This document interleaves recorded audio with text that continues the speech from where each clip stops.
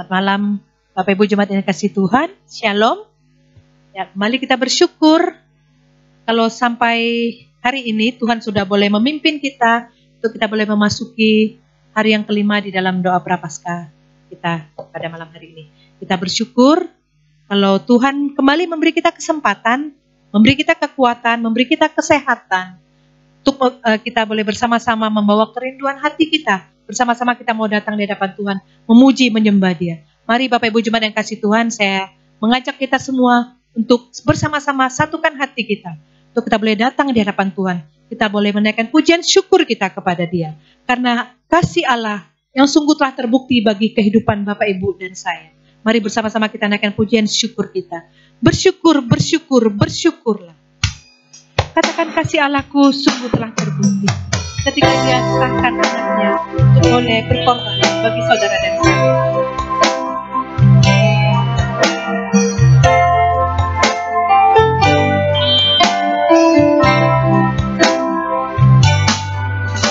Kasih Allahku sungguh telah terbukti ketika Dia serahkan anaknya. Kasih Allah mau berkorban bagi kau dan aku. Tak ada kasih seperti kasih-Mu. Katakan sekali lagi, kasih Allahku sungguh telah terbukti. Kasih Allahku sungguh ketika Dia boleh menyerahkan anaknya untuk boleh menebus setiap dosa kita. Ketika Dia serahkan anaknya. Kasih Allah mau berkorban bagi kau dan aku. Tak ada kasih seperti kasih-Mu. Bersama-sama katakan bersyukur, bersyukurlah. Bersyukur, bersyukur, bersyukur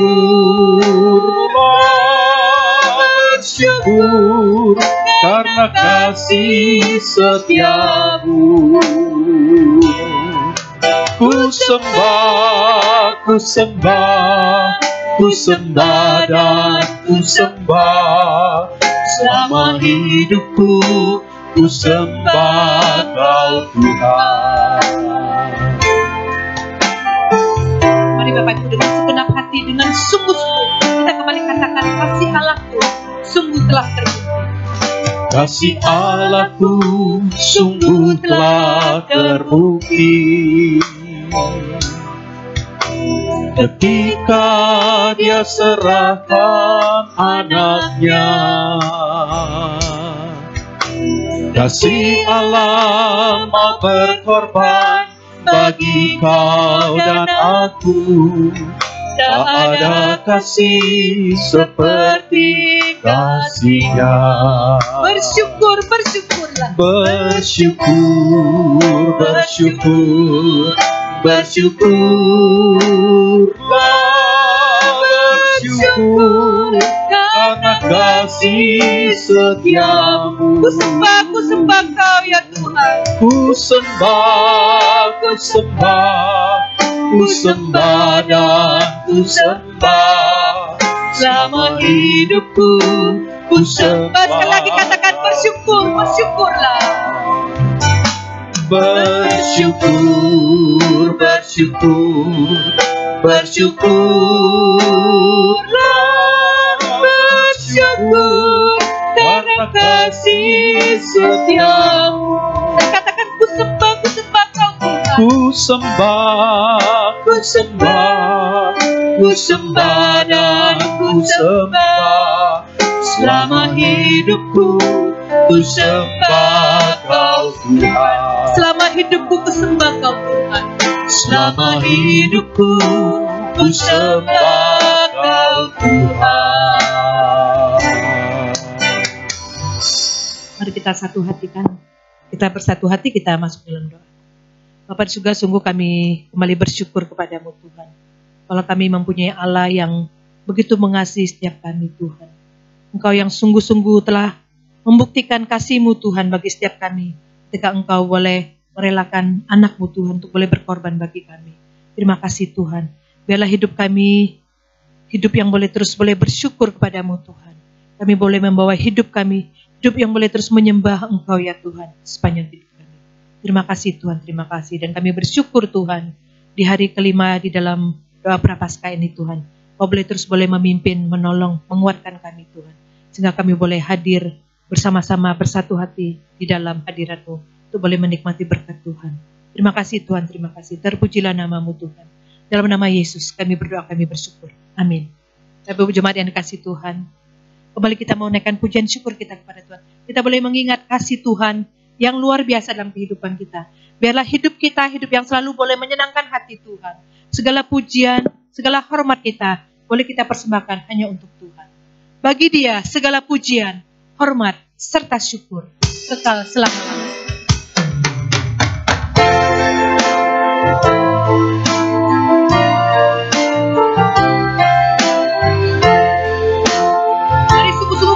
Bagi Dia segala pujian. Bagi Dia segala pujian, hormat serta syukur, kekal selamanya. Bagi Dia segala pujian, hormat serta syukur, selama-lamanya. Ya Yesus yang telah mati bagiku. Ya Yesus telah mati bagiku. Ya Tuhan yang selamatkan Ya jiwaku. Tuhan selamatkan jiwaku. Bagi Dia pujianku, tak dapat ku balas kasih-Nya. Dia angkatku untuk menjadi anaknya dan memberikan damai sejahtera di dalam setiap hidup kita anak-anaknya. Beri damai di dalam hidupku. Bagi Dia sembahku, hanya Dia segalanya bagiku. Katakan bagi Dia segala pujian, hormat, serta syukur. Bagi Dia segala pujian, hormat serta syukur, kekal selamanya. Bagi Dia segala pujian, hormat serta syukur, selama-lamanya. Dia Yesus telah mati bagiku. Ya Yesus telah Dia mati Tuhan yang selamatkan jiwaku. Ya Tuhan, hanya bagi Dialah segala pujianku. Jiwaku. Bagi Dia pujianku, tak dapat ku balas kasih-Nya.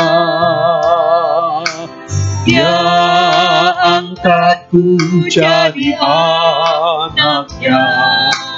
Beri damai di dalam hidupku. Bagi Dia sembahku, hanya Dia segalanya bagiku.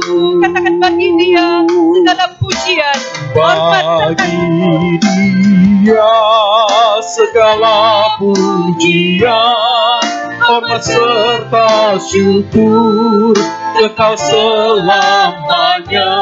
Bagi Dia segala pujian, hormat serta syukur, selama-lamanya. Selama-lamanya.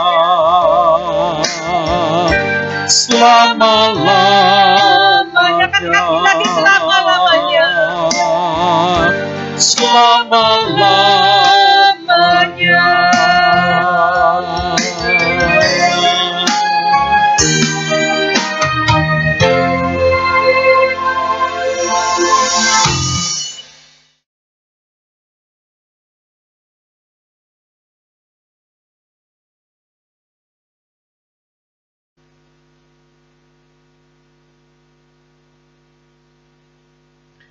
Shalom saudara-saudara sekalian, kita sudah memasuki hari yang kelima di dalam doa Prapaskah ini.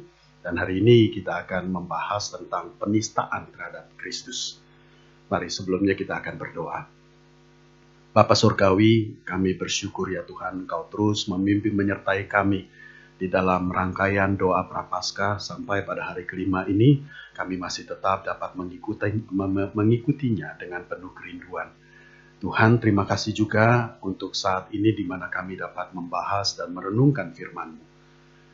Kiranya apa yang telah kami bahas ini nantinya akan menjadi refleksi pribadi kami, supaya kami lebih baik ya Tuhan. Kami menjadi anak-anak-Mu yang benar, yang sesuai dengan kehendak dan firman-Mu, supaya kami sungguh-sungguh hidup di dalam Kristus, dan apa yang kami belajar hari ini sungguh-sungguh kami hindari, yaitu supaya kami tidak menista Kristus. Tuhan, biarlah firman-Mu boleh terus ada di dalam hati dan pikiran kami. Tolong juga hamba-Mu di dalam segala keterbatasannya Tuhan. Kiranya hamba juga dapat menyampaikan firman-Mu dengan baik dan benar. Terima kasih Tuhan. Kami berdoa di dalam nama Yesus. Amin. Saudara, suatu persaingan antara dua pihak atau lebih biasanya diwarnai dengan usaha saling menjatuhkan pihak lawan. Saudara, menjatuhkan pihak lawan adalah cara untuk meninggikan diri. Tentu saja ini bukan cara yang baik dan sangat tidak fair, saudara. Tetapi cara ini lebih mudah. Daripada mengembangkan kemampuan diri sendiri, keterampilan diri sendiri, supaya menjadi lebih unggul daripada lawan, lebih mudah untuk menjatuhkan lawan. Apalagi kalau memang kapasitas diri sendiri tidak bisa lebih unggul daripada lawan. Saudara, persaingan dengan cara mudah ini dapat kita temukan di dalam kehidupan sehari-hari. Baik di pasar, saudara, antara pedagang kecil itu bersaing satu sama lain. Pedagang besar, ya, bahkan perusahaan-perusahaan berskala besar, multinasional, itu juga saling bersaing. Saudara, di dalam kehidupan individu, kita bisa melihat persaingan itu dari kecil, saudara. Di dalam keluarga kita, kakak, adik, itu bisa saling bersaing. Juga anak-anak sekolah, di sekolah para murid itu saling bersaing. Apalagi dulu, saudara, ketika ranking kelas itu menjadi pujaan para orang tua, mereka selalu mendorong anak-anaknya supaya meraih ranking tertinggi. Mereka suka membanding-bandingkan, anakmu ranking berapa? Oh, anakku ranking 1, dengan bangga begitu ya. Kemudian yang lain menjawab. Nah, kemudian yang punya ranking ke-39 pasti akan diam-diam kemudian pergi meninggalkan kelompok itu. Nah, saudara, di dunia politik Indonesia kita juga sudah melihat persaingan hebat antara dua calon presiden di dalam dua periode pemilihan terakhir ini. Saudara, bahkan sebetulnya itu bukan dua calon yang saling bersaing, saudara ya. Persaingan sengit itu justru terjadi di antara pendukung-pendukungnya. Setelah lewat beberapa tahun pun mereka saling menghujat, saling melontarkan kebencian satu sama lain, ya, karena sebetulnya bukan lagi mendukung orang-orang yang didukungnya, tetapi itu sudah menjadi kebencian pribadi. Saudara, ini juga terjadi kepada Yesus pada masa pelayanannya di dunia. Dia terus-menerus diserang, difitnah, dihujat, diusir. Segala perbuatan jahat itu dilakukan terhadap dia. Kebencian kepada Yesus sebetulnya terutama muncul dari persaingan. Tetapi bukan hanya itu, saudara sekalian. Tetapi juga muncul karena menolak kealahannya. Saudara, penistaan terhadap Yesus sudah dialaminya saat usianya sekitar 2 tahun. Ketika itu Herodes didatangi oleh orang-orang Majus yang menanyakan di mana raja yang baru lahir itu. Saudara, Herodes tentu saja terkejut. Apa iya ada raja yang baru lahir? Karena dia sudah tidak mempunyai anak. Anak-anaknya sudah dibunuh semua. Karena dia takut anak-anaknya nanti merebut tahtanya. Dia sangat takut kehilangan tahta. Maka ketika orang Majus itu bertanya tentang raja yang baru lahir, dan juga dibenarkan oleh para ahli Taurat dari nubuat perjanjian lama, Maka kemudian dia suruh tentaranya untuk membunuh semua anak berusia 2 tahun ke bawah di kota Bethlehem dan sekitarnya. Itu karena persaingan, saudara. Ya, dia tidak mengenal Yesus, tetapi karena dia takut disaingi, maka dia berusaha membunuh Yesus. Saudara, takut disaingi juga yang membuat para pemimpin Yahudi, para ahli Taurat, orang Farisi dan Saduki, itu begitu membenci Yesus. Ketika Yesus memulai pelayanannya, dia bukan hanya memberitakan Injil dan menyerukan pertobatan orang Yahudi, tetapi Yesus juga mengajar dengan penuh hikmat. Dan dia juga melakukan berbagai mujizat yang luar biasa dengan penuh kuasa. Ini membuat Yesus kemudian menjadi begitu populer. Kemanapun dia pergi, orang-orang mengikuti dia. Dan ketika dia tiba di suatu tempat, orang-orang akan datang berbondong-bondong untuk menemui dia. Saudara, bagi para pemimpin Yahudi tadi, popularitas Yesus ini menjadi ancaman serius terhadap kedudukan dan kehormatan mereka. Kalau orang lebih suka mendengarkan pengajaran Yesus, orang lebih suka datang menemui Yesus, maka pengikut mereka akan berkurang. Ini juga mengakibatkan reputasi mereka menurun. Dan pasti penghasilan mereka dari persembahan umat juga akan berkurang. Maka para pemimpin ini, terutama orang Farisi, terus-menerus berusaha menjatuhkan Yesus. Tujuannya jelas, menjatuhkan reputasi Yesus supaya orang tidak lagi mengikutinya. Saudara, serangan mereka dimulai dengan fitnah mengenai status keluarganya.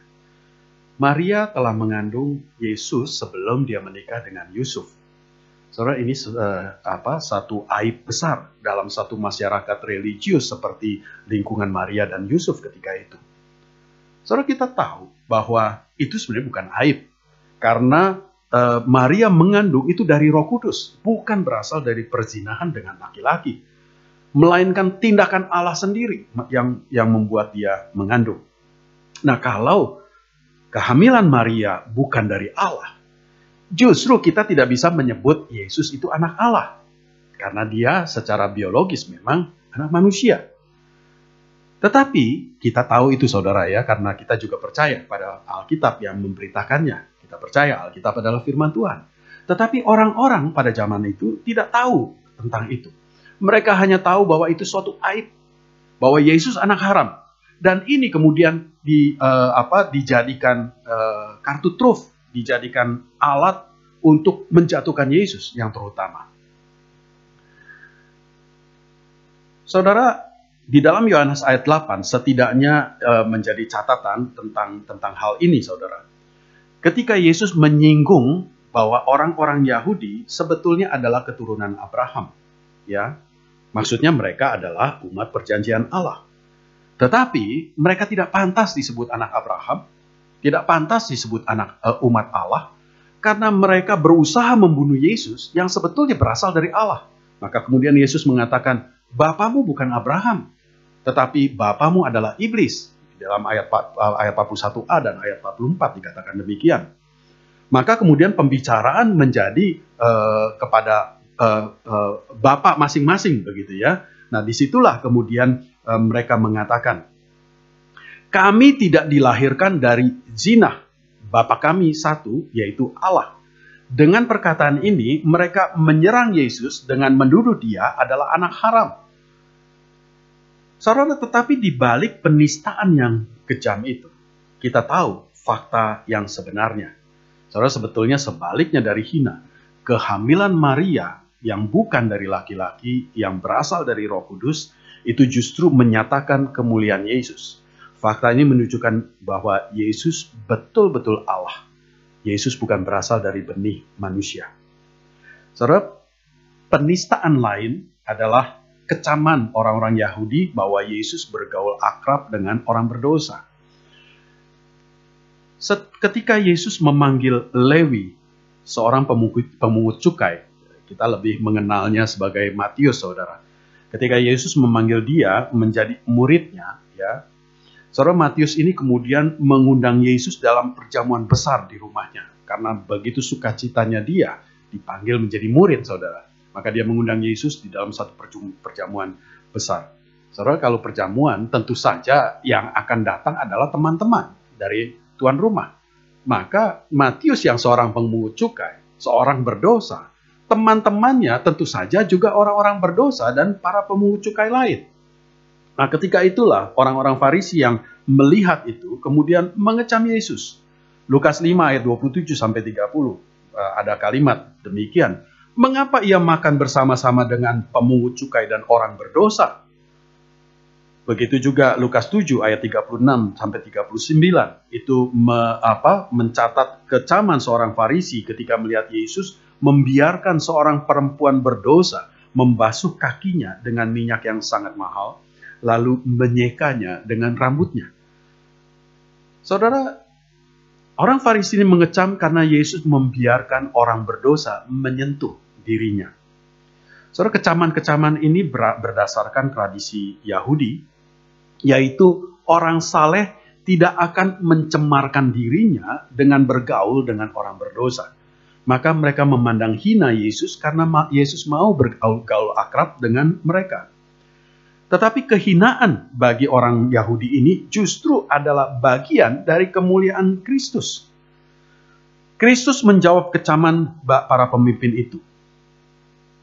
Dicatat di dalam Lukas 4, 31-32, saudara. Ini jawaban Yesus. Bukan orang sehat yang memerlukan tabib, tetapi orang sakit. Aku datang bukan untuk memanggil orang benar, tetapi orang berdosa, supaya mereka bertobat. Saudara masih ingat renungan singa dan anak domba di hari pertama? Saya katakan, hanya orang yang benar-benar kuat yang bisa merendahkan dirinya untuk menolong dan membangun orang lain. Yesus berinkarnasi menjadi manusia memang untuk menyelamatkan umat orang berdosa. Semua karena belas kasihnya kepada manusia. Maka itu yang dikatakan tadi. Aku datang untuk orang berdosa supaya mereka bertobat. Justru orang berdosa yang membutuhkan aku.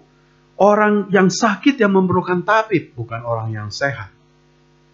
Saudara, kemudian fitnah lain lagi yang juga ditujukan untuk menista Yesus adalah tuduhan bahwa Yesus mendapatkan kuasanya dari iblis. Ketika Yesus mengusir setan yang merasuki seorang yang kemudian membuatnya bisu, orang-orang memuji Yesus karena berhasil mengusir setan itu. Orang Farisi yang melihatnya langsung melancarkan fitnahnya. Dengan kuasa penghulu setan, ia mengusir setan. Matius 9 ayat 33-34. Begitu juga di lain kesempatan. Sekali lagi dikatakan Yesus mengusir setan. Dicatat di dalam Matius 12 ayat 22-28, saudara. Kali ini, ketika kemudian orang Farisi juga melancarkan fitnah yang sama, kali ini Yesus menjawab mereka, kalau iblis mengusir iblis, bukankah ia melawan dirinya sendiri? Maka kerajaannya akan terpecah-pecah. Bagaimana kerajaannya dapat bertahan? Ini satu pertanyaan logika yang sederhana, saudara. Masa iya iblis mengusir iblis? Begitu ya. Masa iya setan mengusir setan? Masa iya iblis melawan dirinya sendiri? Begitu ya. Kalau mereka terpecah-pecah, maka mana mungkin rumah tangganya akan bertahan. Ironisnya, saudara, justru setan sendiri mengenal Yesus. Dan mereka gemetar ketakutan, dikatakan Yakobus 2 ayat 19. Hal itu juga terbukti dalam kejadian yang dicatat di dalam Markus 1 ayat 23-25. Saya bacakan bagi saudara cerita ini, saudara. Markus 1 ayat 23-25. Pada waktu itu di dalam rumah ibadat itu ada seorang yang kerasukan roh jahat. Orang itu berteriak, "Apa urusanmu dengan kami, hai Yesus orang Nazaret? Engkau datang hendak membinasakan kami? Aku tahu siapa engkau, yang kudus dari Allah." Tetapi Yesus menghardiknya, katanya, "Diam, keluarlah daripadanya." Saudara, setan tahu Yesus. Tetapi orang-orang Farisi bukannya tidak tahu, saudara, karena mereka tahu perjanjian lama, mereka tahu nubuat para nabi, dan Yesus, nubuat-nubuat itu jelas digenapi di dalam Yesus. Tetapi mereka membutakan mata dan telinga mereka karena kebencian, karena persaingan. Saudara, selanjutnya yang paling banyak dipakai oleh para pemimpin itu untuk menyerang Yesus adalah tuduhan bahwa Yesus tidak memelihara Sabat. Saudara, mengenai ini tidak perlu saya berikan nas-nas rujukannya karena ada cukup banyak di keempat Injil. Dan mengenai kecaman ini, Yesus menjawab mereka bahwa hukum Allah, hukum Sabat itu diberikan untuk kesejahteraan manusia. Maka tidak boleh kemudian mereka menggunakan hukum ini justru untuk membuat manusia sengsara, untuk menyengsarakan manusia, begitu ya. Penyembuhan yang Yesus lakukan itu adalah kebaikan bagi orang sakit. Kalau Yesus tidak menyembuhkannya pada saat itu, padahal Yesus akan kemudian pergi meninggalkan tempat itu, maka orang sakit itu tidak mendapat kesempatan untuk sembuh. Karena Yesus mungkin tidak kembali lagi ke sana. Maka Yesus melakukan penyembuhan itu walaupun pada hari itu hari Sabat. Dan sekali lagi ditegaskan, hari Sabat, hukum Sabat itu ditetapkan untuk kesejahteraan manusia. Sebetulnya segala hukum dasarnya adalah kasih. Maka hukum kasih menjadi hukum yang utama dan semua hukum Taurat dan kitab para nabi bergantung atau berdasarkan kepadanya. Saudara, apalagi penistaan terhadap Yesus? Kecaman, fitnahan, dan berbagai tuduhan kepada Yesus kemudian mencapai puncaknya dalam pengadilan yang diupayakan untuk membunuh Yesus. Saudara, setelah menampilkan saksi-saksi palsu untuk menyudutkan Yesus tetapi tidak berhasil, akhirnya imam besar dengan sudah kehabisan akal kemudian bertanya kepada Yesus, "Apakah engkau Mesias, anak Allah?" Yesus kemudian menjawab, "Akulah dia. Dan kamu akan melihat anak manusia duduk di sebelah kanan yang maha kuasa dan datang di tengah-tengah awan-awan di langit." Dengan jawaban itu, maka lalu dengan suara bulat mereka memutuskan bahwa dia, Yesus, harus dihukum mati. Itu dicatat di dalam Markus 14 ayat 61-64, saudara sekalian. Saudara, tadi di awal saya mengatakan penistaan terhadap Yesus itu utamanya adalah karena persaingan. Karena lawan-lawannya, para pemimpin agama itu takut disaingi oleh Yesus. Tetapi kalau kita renungkan kembali secara keseluruhan dari poin-poin yang saya sampaikan tadi, sebetulnya dasar perlawanan mereka bukan persaingan, melainkan mereka menolak kebenaran. Mereka menolak kebenaran bahwa Yesus adalah Allah. Yesus adalah Mesias. Dalam Yohanes 8 yang saya kutip sebagian tadi, Yesus mengatakan kepada orang-orang Yahudi itu, "Kamu berusaha membunuh aku karena firman-Ku tidak beroleh tempat di dalam kamu. Aku mengatakan kebenaran kepadamu, yaitu kebenaran yang kudengar dari Allah." Mereka sudah melihat segala mujizat yang diadakan Yesus yang tidak mungkin diadakan oleh manusia. Mereka sudah mendengar hikmat dan pengertian Yesus yang juga ilahi, tetapi mereka menutup mata dan telinga mereka terhadap kebenaran itu. Nah, saudara, kenapa mereka menolak kebenaran? Karena sebetulnya hati mereka fasik. Mereka pemimpin agama. Mereka sangat tahu tentang Allah. Mereka kenal sekali Taurat. Tetapi mereka tidak mengenal kebenaran Allah. Saudara, ini menjadi refleksi kita. Ini menjadi perenungan kita pribadi. Saudara dan saya adalah anak-anak Allah. Kita mengaku percaya kepada Allah. Tetapi, apakah kita sungguh-sungguh mengenal Allah? Apakah kita mengenal kebenaran Allah? Apakah kita memahami karya keselamatan yang dikerjakan Kristus? Saudara sekalian, memahami karya keselamatan yang dikerjakan Kristus itu sangat penting. Begitu juga mengenal Kristus secara keseluruhan, secara hakiki, sangat penting. Kita perlu menjadi murid Kristus. Kalau tidak, kita akan menjadi seperti orang Farisi, dan mungkin tanpa sadar kita juga menista Yesus, meskipun tidak dengan maksud yang jahat.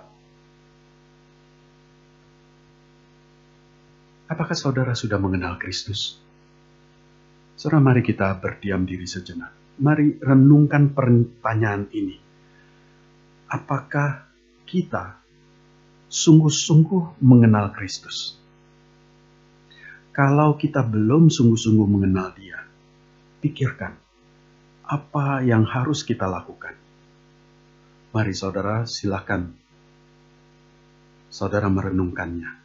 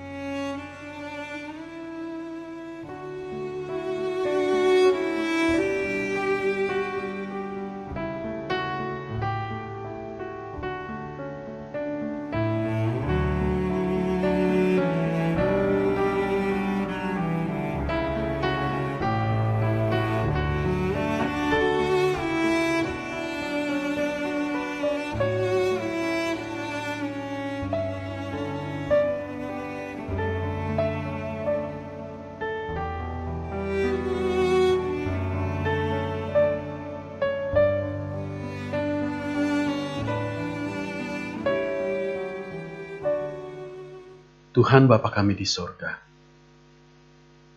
kami bersyukur ya Tuhan untuk pembahasan malam ini, yang mengingatkan kami supaya kami betul-betul mencari kebenaran Allah. Tuhan, kiranya Engkau juga meneguhkan jemaat apabila mereka di dalam refleksi perenungan mereka juga mengambil tekad untuk betul-betul belajar firman-Mu, belajar menjadi murid Kristus yang sejati. Kami serahkan seluruh keberadaan kami ya Tuhan. Di dalam nama Yesus kami berdoa. Amin. Saudara, gereja kita sudah berusaha menjalankan pemuritan agar kita semua dapat mengenal Kristus dengan benar, supaya Kristus sungguh hidup di dalam diri kita. Mari saudara, saya ajak kita semua ambil bagian di dalam program ini. Selanjutnya kita akan berdoa beberapa pokok doa, saudara. Ada 3 pokok doa yang akan kita doakan. Yang pertama, kita berdoa untuk kehidupan rohani kita. Kiranya Tuhan memberi hikmat supaya kita bukan hanya menjadi konsumen di gereja, melainkan kita menjadi pelaku firman. Kiranya kita menjadi orang percaya yang sungguh-sungguh mengenal Kristus dan mewujudkan kehidupan yang sesuai dengan teladan Kristus. Berdoa juga untuk seluruh umat Kristen supaya mereka juga betul-betul mengenal Kristus. Mari kita berdoa bersama. Bapa Surgawi, kami bersyukur ya Tuhan, Engkau telah menetapkan kami menjadi anak-anak-Mu, kami menjadi anak-anak Allah. Tetapi kami tidak sungguh-sungguh di dalam kehidupan kami menjalani kehidupan sesuai dengan firman-Mu. Tuhan, kami menyerahkan keberadaan kami ya Tuhan. Tolong kami, berikan kami hikmat, berikan kami kekuatan, supaya kami sungguh-sungguh melakukan firman-Mu. Kami bukan hanya belajar tapi melakukannya. supaya kami tidak menjadi konsumen di gereja, bukan hanya mencari berkat, tetapi kami memberkati orang-orang di sekeliling kami, karena kami mengetahui firman-Mu, karena kami mengetahui hikmat yang benar. Tuhan, kami juga berdoa ya Tuhan, untuk semua orang-orang percaya dimanapun mereka berada, supaya mereka sungguh-sungguh mengenal Kristus. Mereka bukan hanya di dalam status saja Kristen, tetapi mereka betul mengenal Kristus dan mewujudkan kehidupan yang sesuai dengan teladan Kristus.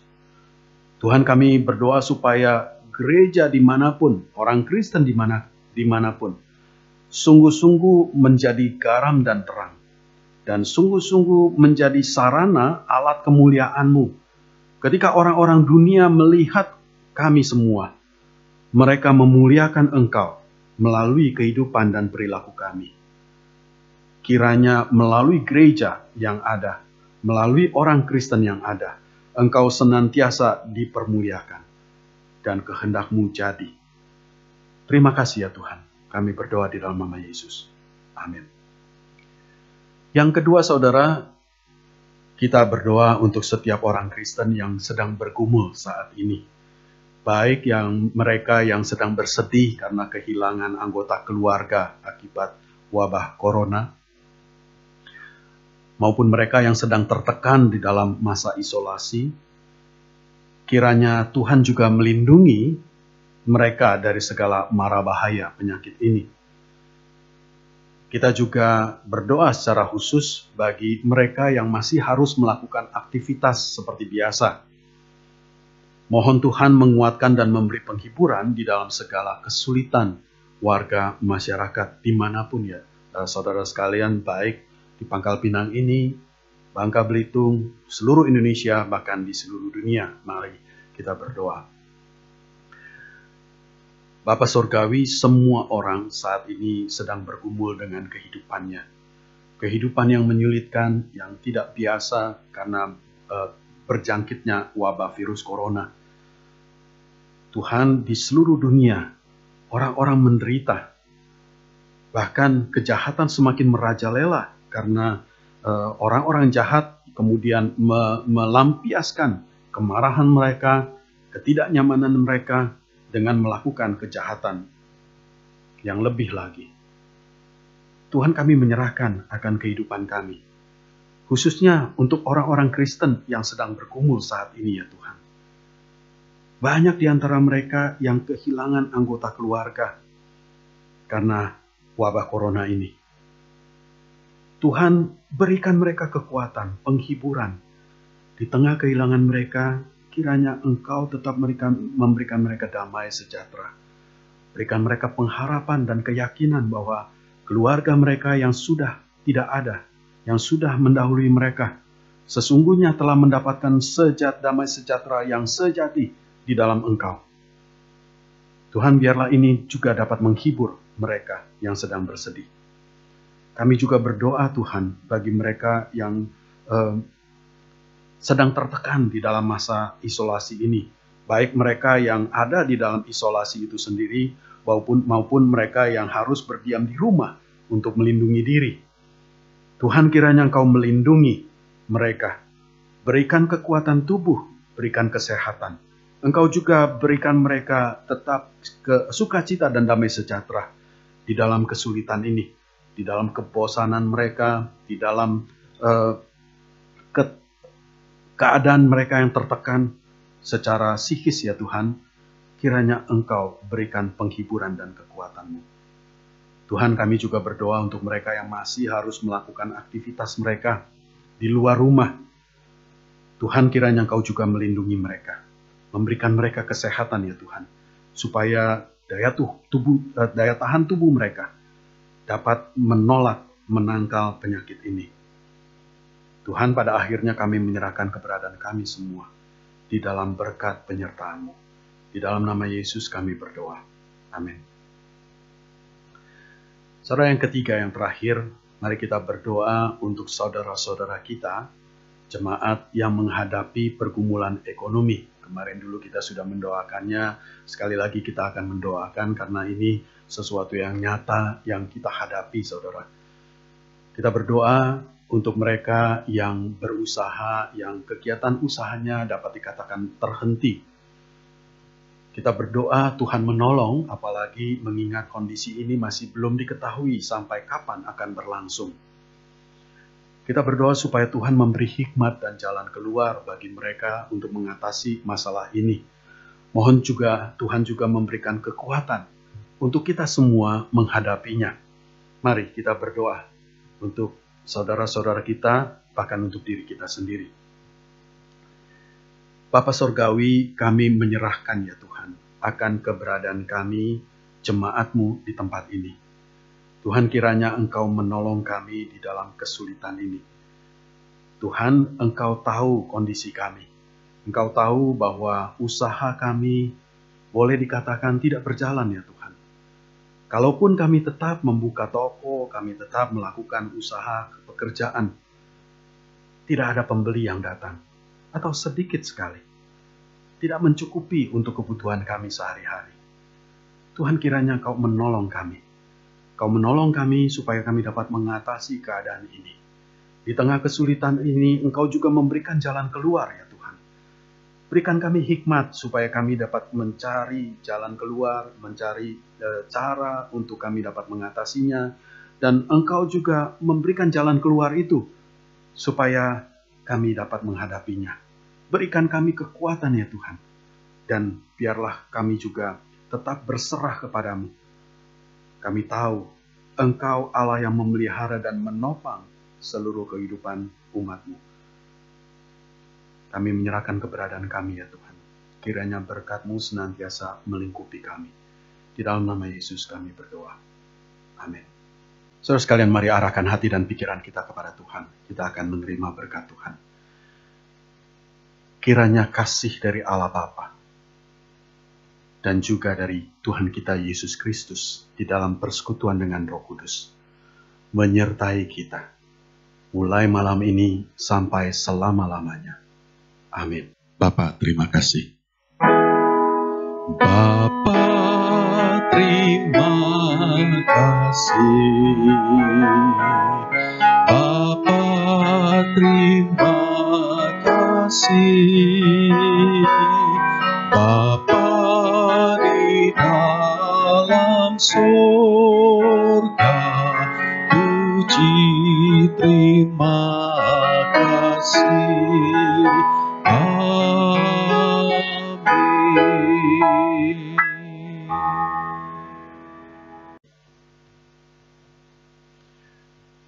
Silakan saat teduh, saudara sekalian, kiranya Tuhan memberkati kita.